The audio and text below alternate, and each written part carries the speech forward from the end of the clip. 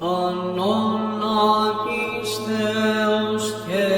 εικόνα πραότητος,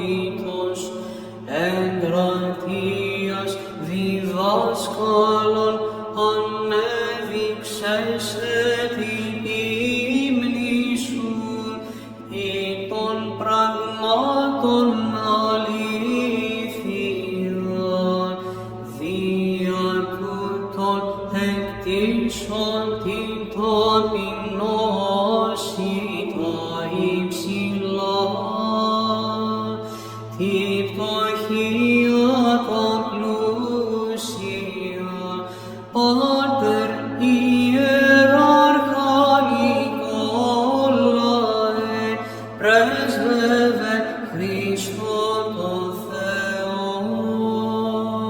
σωθήνε τας ψυχάς ημών.